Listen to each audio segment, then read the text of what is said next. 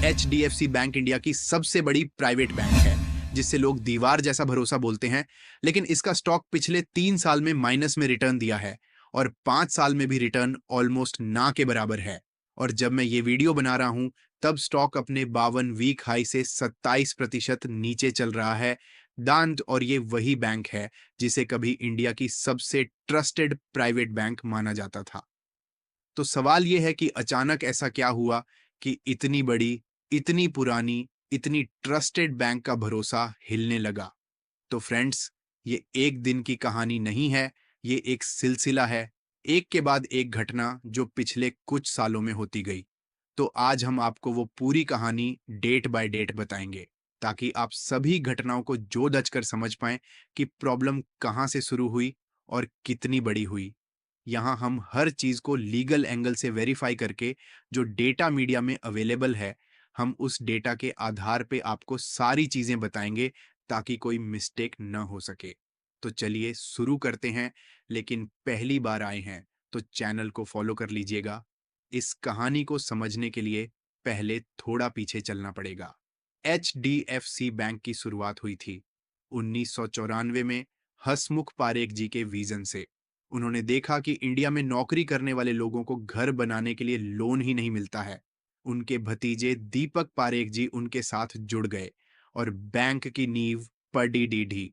आदित्य पुरी जी सितंबर 1994 से इस बैंक में मैनेजिंग डायरेक्टर बने और अगले 26 साल यानी 2020 तक उन्होंने इसकी सेवा की।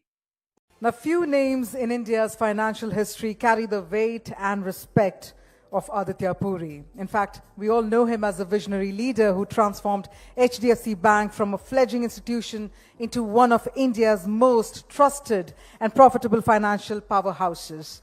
Known for his disciplined rigor, strategic foresight, and unwavering commitment to customer trust, he doesn't just lead, he sets the standard for leadership, innovation, and integrity in India's banking and business ecosystem. And today, we in fact all have the privilege of hearing from a man whose decisions shape the trajectory of modern Indian banking. उसके बाद bank की शुरुआत से एक और नाम जुड़ा था, परेश सुखतंकर जी का।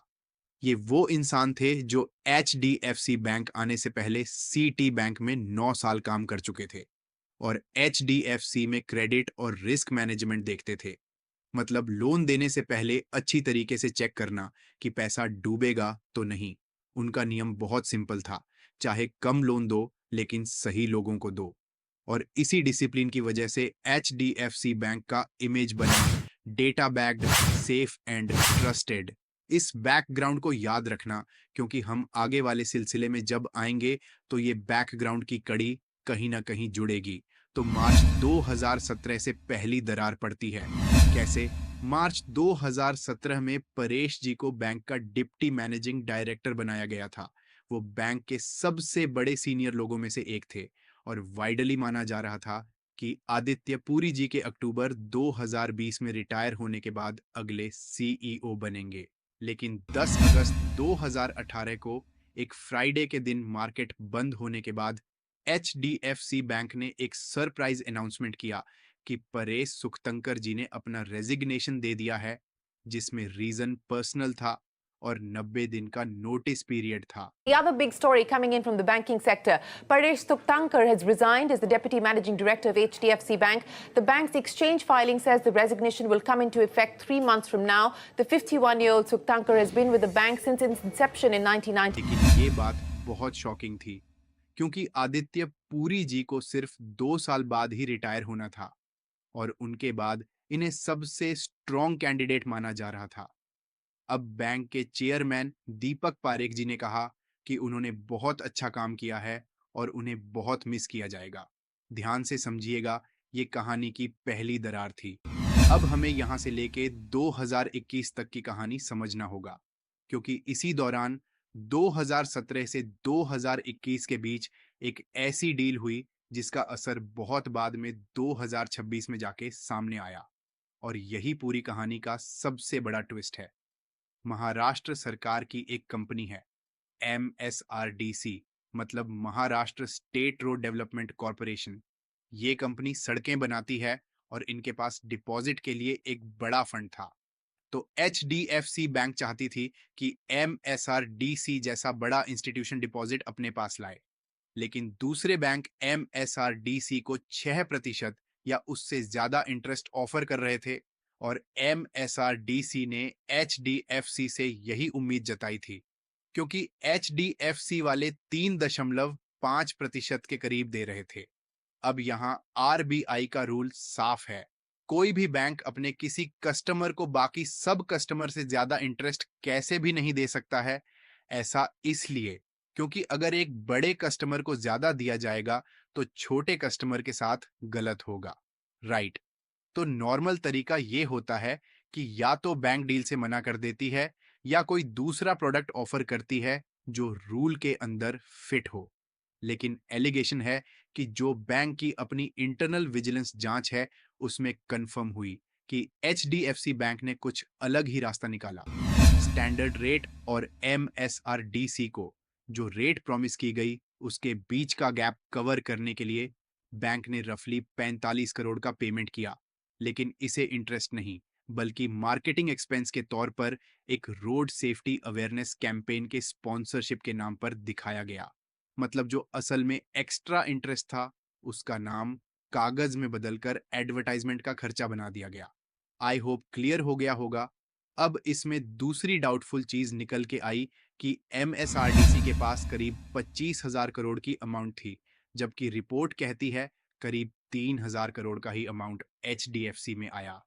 तो अगेन ये भी है कि इतनी मेहनत की गई इतने पैसे को लाने के लिए और आया सिर्फ 3,000 करोड़ ही क्यों? तो ऐसी बहुत सारी चीजें हैं जो हिडन है, बट मामला तो यही निकल के आया। और 28 मई 2026 को बैंक ने खुद कंफर्म किया कि वो इस पूरे मामले की इंटरनल जांच भी कर रहे हैं। अब हमें वापस से 2020 में चलना होगा। तो जैसे कि एक्सपेक्टेशन थी आदित्य पुरी जी का रिटायरमेंट 26 साल इस बैंक को लीड करने के बाद 26 अक्टूबर 2020 को उन्होंने MD का पद छोड़ा। For 30 years, Mr. Aditya Puri strode like a colossus on the Indian banking scene. But since he retired from HDFC Bank in October 2020, उनकी जगह RBI ने 3 अगस्त 2020 को अप्रूव किया SSC धरण जगदीशन जी को, जो बैंक में 1996 से थे और 2008 से CFO थे। उन्हें अगले MD और CEO के रूप में लाया गया। Shashidhar Jagdishan, an internal candidate, very much the right-hand man of Aditya Puri. His personal favorite also, from what we understand, and his name has now been approved by the Reserve Bank of India. Our recommendation has been approved, and that Shashi Jagdishan will be taking over as MD of HDFC Bank. The HDFC Bank is in good hands. As I said in my annual report, the best is yet to come, and I am firmly convinced of that. He is motivational. He is a very thorough executor. He is inheriting a very, fundamentally strong thing. Whatever I know about Mr. Shashi, I think he should be providing a very capable leadership to the bank. Augurs well for HDFC Bank, as Shashi's appointment as CEO would mark continuity. Humane, motivational and a thorough executor. That's how Aditya Puri describes Shashidhar Jagdishan, the man who will succeed him as the managing director and CEO of HDFC Bank. अब यहाँ से एक नया दौर शुरू होता है merger का, जिसने पूरी नींव हिला दी। 1 जुलाई 2023 एक सैटरडे के दिन HDFC बैंक का मर्जर हुआ HDFC लिमिटेड के साथ, जो एक हाउसिंग फाइनेंस कंपनी थी, और ये डील पहली बार अप्रैल 2022 में अनाउंस हुई थी। मीडिया ने इसको मर्जर ऑफ द सेंचुरी बोला था। रफली $40 बिलियन का ऑल स्टॉक डील, जिससे कंबाइंड एंटिटी का एसेट बेस 18 लाख करोड़ हो गया और HDFC बैंक दुनिया की 4th लार्जेस्ट बैंक बन गई मार्केट वैल्यू के हिसाब से। JP Morgan, bank of America के बाद, ICBC के बाद। A homegrown Indian company is shaking up the global banking landscape as it prepares to join the ranks of the world's most valuable banks. The merger between HDFC Bank Limited and Housing Development Finance Corporation positions the new entity as the 4th largest bank in terms of equity market capitalization.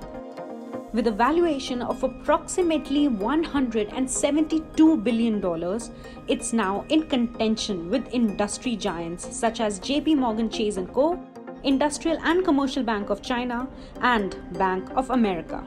Set to take effect on July 1st, the merger brings together an impressive customer base of around 120 million individuals. इस merger के साथ HDFC limited के जो CEO थे के मिस्त्री और MD Renu Karnad, ये दोनों HDFC बैंक के बोर्ड में शामिल हुए। यहां पर एक बेसिक चीज आप ये समझ लें कि HDFC बैंक एक असली बैंक थी। लोगों के सेविंग और करंट अकाउंट में पैसे इसी बैंक में आते हैं। बैंक उस पे कम इंटरेस्ट देता है और ये बैंक के लिए सबसे सस्ता पैसा है, जिसको कासा भी कहते हैं, करंट अकाउंट, सेविंग अकाउंट। तो ये सबसे सस्ता पैसा है। डिस और HDFC लिमिटेड एक NBFC थी, कोई सेविंग अकाउंट नहीं होता है उनके पास। वो लोन देने के लिए पैसा मार्केट से बॉन्ड बेचकर उठाते थे, जो महंगा होता था। जब दोनों मर्जर हुए तो HDFC बैंक के पास एक ही रात में दुनिया का सबसे बड़ा बैलेंस शीट जंप आया। लेकिन सिर्फ लोन ही नहीं, HDFC लिमिटेड का महंगा कर्ज भी बैंक की जिम्मेदारी बन गया और उसको कवर करने के लिए जो सस्ता डिपॉजिट चाहिए था वो रातों रात पैदा नहीं हो सकता था, जिसका रिजल्ट क्या हुआ? बैंक को मार्केट से ज्यादा जोर लगाकर डिपॉजिट उठाने पड़े और ज्यादा इंटरेस्ट देना पड़ा। अब यहाँ पे 2 नंबर समझ लो। पहला, बैंक की असली कमाई, जो सस्ता पैसा लो, महंगे रेट पे लोन दो, बीच का फर्क, हमारी कमाई। इसको बोलते हैं नेट इंटरेस्ट मार्जिन यानी NIM। ये नंबर अब गिर के 3.26% पे आ गया, जो पहले करीब 4.5% के लमसम हुआ करता था। दूसरा, लोन ग्रोथ का मिक्स बदल गया। रिटेल लोन जो ज्यादा मार्जिन देते हैं तो सिर्फ 7.2% बढ़े, जबकि low margin corporate wholesale loan 18.6% बढ़े। मतलब बैंक लो मार्जिन सेगमेंट में ज्यादा फंसी हुई है। इस दौरान इन्होंने ब्रांचेस भी दबा के खोले। अब इनके पास कुल 9,694 ब्रांचेस हैं जून 2026 तक, जो साल भर पहले 9,455 थी। अब यहाँ ये भी है कि नए ब्रांच का खर्चा पहले दिन से शुरू हो जाता है और फायदे दिखने में सालों लगते हैं।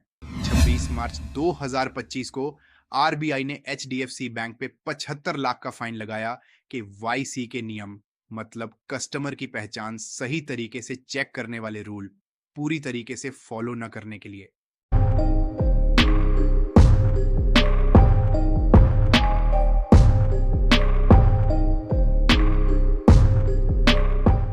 The Reserve Bank of India has dropped a regulatory hammer on the country's top private lender, HDFC Bank, imposing a monetary penalty of ₹75 lakhs for failing to comply with key KYC guidelines. In a press release issued on Wednesday, the RBI stated that HDFC Bank had violated certain provisions of its KYC directions, triggering regulatory action under the Banking Regulation Act. ये fine bank की मार्च 2023 की financial position के inspection के आधार पे थे। अकेले देखोगे तो छोटा फाइन लगता है, लेकिन ये पहला सिग्नल था। सितंबर 2025 दुबई के रेगुलेटर DFSA, मतलब दुबई फाइनेंशियल सर्विस अथॉरिटी, उन्होंने HDFC बैंक की दुबई ब्रांच को एक ऑर्डर दिया, नए कस्टमर लेना बंद करो। पता है क्यों? HDFC बैंक की दुबई ब्रांच ने अपने कुछ NRI कस्टमर को क्रेडिट स्विस के AT1 बॉन्ड बेचे थे, ये बताकर कि ये सेफ इन्वेस्टमेंट है। लेकिन AT1 बॉन्ड असल में बहुत रिस्की होते हैं और 2023 में जब क्रेडिट स्विस खुद मुश्किल में आ गया था, पूरी दुनिया में ये बात मशहूर हुई थी। आई होप क्रेडिट स्विस वाली बात आपको पता होगी। तो ये बॉन्ड पूरी तरीके से डूब गए, मतलब जिन्होंने पैसा लगाया था उनका पैसा जीरो हो गया। इसके बाद जब DFSA ने जांच शुरू की तो सितंबर 2025 में ब्रांच को नए क्लाइंट लेने से रोक दिया और बैंक के कुछ senior executive including compliance officer और चीफ टर्मिनल ऑडिटर, उन्हें भी इस मामले में हटाया गया या उन्होंने खुद रिजाइन दिया। Now, HDFC Bank has said it has appointed external law firms to examine the reasons cited by former part-time chairman Atanu Chakrabarti in his resignation. HDFC Bank has maintained that Chakrabarti did not mention any specific issues or specific reasons that were in congruence with his personal values and ethics. And staying with HDFC Bank, sources say the bank's executive Sampath Kumar may appeal against his termination. Kumar was fired last week after an internal probe found that he and two other executives were found mis-selling AT1 bonds to NRI customers. ये बात आगे चल के जैसा कि हम अभी देखेंगे तो बैंक के चेयरमैन के रिजाइन से भी जुड़ा हुआ निकल के आएगा, क्योंकि सारे तार जुड़े हुए हैं। जैसा अभी आपने देखा कि KYC के नियम पर इंडिया में फाइन और दुबई की कहानी, और अभी आदित्य पुरी जी के जाने के बाद प्रॉब्लम शुरू हुई है 1 by 1। जबकि आप आदित्य पुरी जी के ज़माने में चल जाओ, ये सब आपको कुछ नहीं दिखेगा। फिर 28 नवंबर 2025 को RBI ने एक और फाइन लगाया, इस बार 91 लाख का 3 अलग अलग वजह से। KYC के नियम, इंटरेस्ट रेट तय करने के तरीके में गड अपडेट और KYC कंप्लायंस का काम बाहर के लोगों को आउटसोर्स करना, जो अलाउड नहीं था। मतलब सिर्फ 8 महीने के अंदर RBI ने दूसरी बार फाइन लगाया। पैटर्न साफ दिखने लगा था। अगेन अमाउंट बड़ा नहीं है, बट पैटर्न आपके सामने दिख रहा है। अब आते हैं पूरी कहानी का सबसे बड़ा धमाका, बैंक के पार्ट टाइम चेयरमैन अतानु चक्रवर्ती जी, जो 2021 से इस पद पे थे। उन्होंने अपनी रेजिग्नेशन लेटर 17 मार्च 2026 को लिखी, जो बैंक को 18 मार्च 2026 शाम को 3:17 पे मिली। और इन्होंने लिखा कि पिछले 2 साल में मैंने बैंक के अंदर कुछ ऐसी चीजें और प्रैक्टिस देखी हैं जो मेरे पर्सनल वैल्यू और एथिक्स से मैच नहीं करती हैं। Largest private bank is our focus this evening. In a surprising turn of events, HDFC Bank's part-time chairman Atanu Chakravarti resigned from his role, citing ethical concerns. In his resignation letter, Atanu Chakravarti said, and I quote, "Certain happenings and practices within the bank that I have observed over the last 2 years are not in congruence with my personal values and ethics." End of quote. बस इतनी सी खबर के बाद HDFC bank का stock उसी दिन 5% के करीब गिर गया। मतलब जो बैंक इथिक्स के लिए जाना जाता है, उसी के अंदर कहानी शुरू हो गई। इस पर बैंक ने तुरंत कहा कि चक्रवर्ती जी ने अपने एलिगेशन के बारे में बोर्ड को कोई एविडेंस या डिटेल नहीं दी थी। 19 मार्च 2026 को RBI ने के मिस्त्री, जो खुद HDFC लिमिटेड के पहले वाइस चेयरमैन और CEO रह चुके थे, उन्हें 3 महीने के लिए interim part time chairman appoint करने की अप्रूवल दी। Appointing HDFC Group veteran KK Mistry as the interim part-time chairman for 3 months with RBI's approval. बाद में एक इंटरव्यू में चक्रवर्ती जी ने बताया कि उनका एक बड़ा कंसर्न था बैंक के दुबई वाले AT1 बॉन्ड के मामले को हैंडल करने के तरीके को लेकर। उनका कहना था कि बैंक ने इस मामले को सिर्फ एक टेक्निकल लैप्स बोलकर हल्का कर दिया, जबकि उन्हें लगता था कि ये एथिक्स का मामला है। अगेन वही पैटर्न, सेम एलिगेशन। जैसे एक समय था ICICI बैंक में एलिगेशन की भंडार लगी थी। कोचर जी का जमाना था, किस तरीके से ICICI बैंक पत्ते की तरह बिखर गया था। फिर उन्होंने संभाला अपने आप को। तो अब कहानी फिर से आती है। 23 मार्च 2026 को बोर्ड मीटिंग हुई। 24 मार्च 2026 को अनाउंस किया गया कि 2 बाहर की लॉ फर्म जांच करेगी कि चक्रवर्ती जी के एलिगेशन में कितनी सच्चाई है। देश और वो कंपनी थी विल्सन सोनसिनी, जो अमेरिका की कंपनी थी, और दूसरी वाडिया गांडी एंड कंपनी। 3 महीने तक रिव्यू चला। 26 से 27 जून के करीब 2026 में ये रिजल्ट आया, और दोनों फर्म ने कहा कि उन्हें चक्रवर्ती जी के कंसर्न को सपोर्ट करने वाला कोई एविडेंस नहीं मिला। इंटरेस्टिंग बात यह है कि चक्रवर्ती जी ने खुद इस फर्म के साथ इंटरव्यू करने से मना कर दिया। उन्होंने बाद में बताया कि फॉरेन फर्म विल्सन सोनसिनी इंडिपेंडेंट लगी थी मुझे, लेकिन काफी लोग कॉन्फ्लिक्ट ऑफ इंटरेस्ट का सवाल उठाते हैं। और वादिया गांटी एंड कंपनी, जो दूसरी फर्म थी, वही फर्म पहले से HDFC बैंक की लीगल एडवाइजर थी। उस पूरे HDFC बैंक मर्जर में जो मैंने पहले डिस्कस किया था, मतलब जो कंपनी ऑलरेडी बैंक के लिए काम कर चुकी थी, पैसे लेके उसी को इंडिपेंडेंट रिव्यू के लिए बुलाया गया। तो फाइनेंशियल कमेंटेटर ने इस बात पे खुले तौर पे सवाल उठाया कि जब रिव्यू करने वाली फर्म खुद बैंक द्वारा अपॉइंट और पेड की गई है, उनमें से एक पहले से बैंक के साथ कमर्शियल रिश्ता रखती है, तो उस रिव्यू की इंडिपेंडेंस कितनी असली है, ये समझना जरूरी है। बट इस बात का ये मतलब नहीं कि रिव्यू का रिजल्ट गलत है। लेकिन ये एक जेन्युइन पब्लिकली रेज्ड सवाल है जो ट्रांसपेरेंसी के सवाल बारे में आता है। तो रिव्यू पूरा होने के बाद बोर्ड आगे बढ़ता है। अब कहानी शुरू होती है। जून जुलाई 2026 नए चेयरमैन आते हैं। अब इनकी कहानी ये है कि 30 जून 2026 को HDFC बैंक ने अनाउंस किया कि उनका चॉइस है राजीव कुमार जी, जो इंडिया के फॉर्मर फाइनेंस सेक्रेटरी थे, जो फरवरी 2026 में रिटायर हुए थे और बाद में 2022 से फरवरी 2025 तक इंडिया के चीफ इलेक्शन कमिश्नर भी बने थे। इंटरेस्टिंग बात यह है कि राजीव कुमार एक 1984 बैच के IAS ऑफिसर हैं और उनका बैंकिंग बैकग्राउंड भी है। उन्होंने 2017 से 2020 के बीच इंपॉर्टेंट बैंकिंग रिफॉर्म में काम किया था, जब इंडिया का बैंकिंग सेक्टर डूबते हुआ लोन यानी NPA की प्रॉब्लम से गुजर रहा था। और 15 जुलाई 2026 को RBI ने इस अपॉइंटमेंट को अप्रूव कर दिया और राजीव कुमार जी ने 3 साल के लिए पार्ट टाइम चेयरमैन के पद को संभाल लिया के मिस्त्री की जगह। Very importantly, the banking names continue to be in focus today as well. HDFC Bank has appointed Rajiv Kumar, former IAS officer and ex. तो अब आते हैं बिल्कुल अभी की बात पर। 18 जुलाई 2026 सैटरडे के दिन बैंक ने अपनी अप्रैल से जून क्वार्टर एक फाइनेंशियल ईयर 2027 का रिजल्ट अनाउंस किया, जिसके हेडलाइन में नेट प्रॉफिट पिछले साल से 5% ज्यादा दिखा। नेट इंटरेस्ट इनकम भी 6.7% बढ़ा। अब यहां पर समझना है बैंक का प्रोविजन, मतलब वो इमरजेंसी फंड जो बैंक अपने मुश्किल वक्त के लिए प्रॉफिट से अलग रखती है। इस क्वार्टर में सिर्फ 3060 करोड़ रुपए रखा गया था, जबकि पिछले साल इसी क्वार्टर में 14,441 करोड़ था।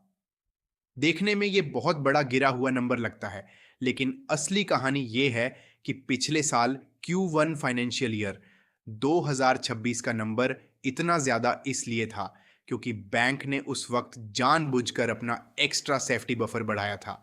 9,000 करोड़ का फ्लोटिंग प्रोविजन और 1,700 करोड़ का एडिशनल कॉन्टिंजेंसी प्रोविजन, एक तरह का प्रिकॉशन जो उन्होंने खुद लिया था, किसी खास खतरे की वजह से नहीं, बल्कि ये बहुत अच्छी बात होती है। पिछले साल का नंबर असाधारण था और इस साल का नंबर कम नहीं है। और अगर आप इसको दूसरे तरीके से देखो तो पिछले क्वार्टर में प्रोविजन था 2,069 करोड़ का, इस क्वार्टर का 3,060 करोड़ का, इससे 17% ज्यादा है। मतलब क्वार्टर दर क्वार्टर दोनों को देखा जाए तो प्रोविजन बढ़ा है, घटा नहीं है। यानी जो कहानी चल रही है कि बैंक ने अपना इमरजेंसी फंड छुपा के प्रॉफिट दिखाया है, वो पूरी तरीके से सही नहीं है। तो ये सच बताना भी मेरा काम है। दूसरा इंपॉर्टेंट नंबर NIM रिकॉर्ड लो 3.626% है और ग्रोस NPA 1.17%, जो अभी भी काफी अच्छा नंबर माना जाता है। और कैपिटल एडिक्वेंसी रेशियो 19.57% है, जो RBI के मिनिमम कैपिटल रिक्वायरमेंट 11.9% से काफी ज्यादा है। मतलब बैंक के पास अपनी सुरक्षा के लिए काफी मजबूत कुशन है। और इसी हफ्ते 17 से 23 जुलाई के बीच में HDFC शेयर में मोटा गिरावट हुई है। अब उसमें कोई रिजल्ट कह रहे हैं, कोई कई कहानियां कह रहे हैं। उसमें एक कहानी आई US लॉ फर्म के इन्वेस्टिगेशन की खबर की भी है। अब US की लॉ फर्म इन्वेस्टिगेट करेगी। तो अब इसकी कहानी क्या है? अब वापस चलते हैं उस AIM-SR-DC वाले मामले पर जो बहुत पहले डिस्कस किए थे। 23 जुलाई 2026 को HDFC बैंक के बोर्ड की मीटिंग हुई, जिसमें उनकी special disciplinary committee of independent director ने अपना फाइनल डिसीजन लिया। The details of MSRDC internal review are out, and first time HDFC Bank has actually taken action on some of its employees after finding what happened in the row. Although the bank is maintaining that it was more of a business overreach rather than any malefied intentions, but it has imposed penalty of 1 lakh each on 3 of the employees, which includes MD and CEO, CFO, as well as retail head. So overall, what bank is saying that they have done the thorough investigation. Yes, it may have not been within the RBI directions, but not with malafide intentions too. But first time you would have seen ever since there was resignation by the former chairman of HDFC Bank, the bank has actually taken strong action even on the malafide intention, and therefore bank has imposed a penalty now on 3 of its employees. और उन्होंने माना कि जो हुआ वो business overreach था। कोडा मतलब एम्प्लॉयज ज्यादा एग्रेसिव हो गए थे टारगेट पूरा करने के चक्कर में। लेकिन ये किसी की जानबूझकर की गई गलती या नियत नहीं है और ना ही किसी ने पर्सनल फायदा उठाया है। इसी डिसीजन के तहत बैंक के 3 सीनियर्स एमडी और सीईओ जो शशिधर जगदीशन जी है और सीएफओ श्रीनिवास वैद्यनाथन जी है और जो group head retail asset Arvind Vora ji को वार्निंग लेटर और 1 लाख का फाइन लगाया गया। बाकी इन्वॉल्व्ड एम्प्लॉय को सिर्फ वार्निंग लेटर देकर छोड़ा गया और इस पूरे मामले की फॉर्मल पब्लिक फाइलिंग 27 जुलाई 2026 को आई। अब बहुत लोग सवाल उठाते हैं कि जब सीईओ की सैलरी करोड़ों में है, 15 करोड़ के लमसम, तो ये 1 लाख का फाइन थोड़ा मजाक लगता है। मतलब क्या? मतलब है कि वो सिर्फ बिजनेस ही ना ला रहे हैं और आरबीआई कहती है कि बिजनेस लाने के लिए कोई ऐसा काम ना करो जो एथिक्स के खिलाफ हो। अब हम आते हैं वो यूएस जांच एजेंसी वाला मामला पर। तो एचडीएफसी बैंक के शेयर सिर्फ इंडिया में नहीं ट्रेड होते, इनके एडीआर मतलब American depository receipt New York exchange पे भी है। तो एचडीएफसी बैंक के शेयर पे जब इंडिया वाला रिपोर्ट आया तो एचडीएफसी बैंक की एडीआर का प्राइस भी 4.1% गिर गया और जब Q1 रिजल्ट आया 18 जुलाई को, उसके बाद एडीआर और भी ज्यादा 10.54% गिरकर $23.60 पर आ गया। इस गिरावट को देख 3 US law firm, law office of Howard G dot Smith, law office of Frank R dot Cruz और Glancy Prongay Wolke and Rotter, इन्होंने अलग अलग अपने स्टेटमेंट दिए कि वो इन्वेस्टिगेट कर रहे हैं कि कहीं एचडीएफसी बैंक या उनके एग्जीक्यूटिव यूएस के फेडरल सिक्योरिटीज के लॉ को तो नहीं तोड़ रहा है। मतलब क्या उन्होंने इन्वेस्टर को सही जानकारी दी या कुछ छुपाया? अब इसमें एक जरूरी बात समझना है, ये अभी सभी प्रिलिमिनरी इन्वेस्टिगेशन है, कोई लॉ शूट फाइल नहीं हुई है। ये फर्म सिर्फ यह पता करने की कोशिश कर रहे हैं कि क्या इनके पास इतना एविडेंस है कि केस बनाया जा सके। वो उन इन्वेस्टर को ढूंढ रही है जिनका पैसा एडीआर में डूब गया है ताकि उनसे बात कर सके। यहां पर इंडिया के सीनियर एडवोकेट HP रानीना जी, जो सुप्रीम कोर्ट में प्रैक्टिस करते हैं, उन्होंने इस मामले में कहा कि ये सिर्फ एक प्रारंभिक एक्सरसाइज है। सिर्फ एक न्यूज रिपोर्ट और स्टॉक प्राइस का गिरना काफी नहीं होता है। तो यहां पर बहुत सारा एक लंबा प्रोसेस चलेगा। बट सबसे बड़ी प्रॉब्लम होती है जब किसी के नाम के साथ जब बहुत सारी गलत चीजें आने लगती हैं तो ट्रस्ट इशू आने लगता है। तो 100% अभी एक नजर रखने वाली कहानी है। अब यहां पर देखना यह भी होगा कि जगदीशन जी का करंट 3 साल का टर्म 26 अक्टूबर 2026 को खत्म हो रहा है। तो तीसरा टर्म मिलेगा कि नहीं, ये आरबीआई के हाथ में डिसीजन है।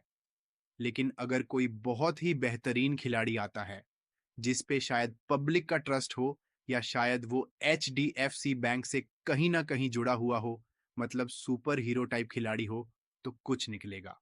अब आप कहेंगे कि आगे क्या है, तो आगे यही है, लेट्स सी, देखते हैं कैसे क्या हो पाता है। बट 100% एक वेट एंड वॉच मोड रहेगा। इसको सिंपल आप आईसीआईसीआई बैंक से कंपेयर कर सकते हैं। जब आईसीआईसीआई बैंक पे एक के बाद एक एलिगेशन लगे थे तब कैसे गिरा था, और गिरने के बाद जब वो संभलने लगा था तो बहुत सारे सिग्नल साफ सुथरे आने लग गए थे कि अब आईसीआईसीआई बैंक बहुत अच्छे तरीके से काम कर रहा है। तो सेम मेरा ये मानना है कि उस साफ सुथरे सिग्नल का वेट करना चाहिए और तब जाके फिर कुछ सोचना चाहिए। ये मेरा पॉइंट ऑफ व्यू है। अब आपका क्या नजरिया है प्लीज बताइएगा और इस वीडियो को सबके साथ शेयर कर दीजिएगा जिससे सबको एचडीएफसी बैंक का पूरा मामला स्टेप बाय स्टेप पता चल सके। आपको ये डिटेल डेप्थ एनालिसिस वीडियो कैसे लगी कमेंट पे बताइएगा। थैंक यू और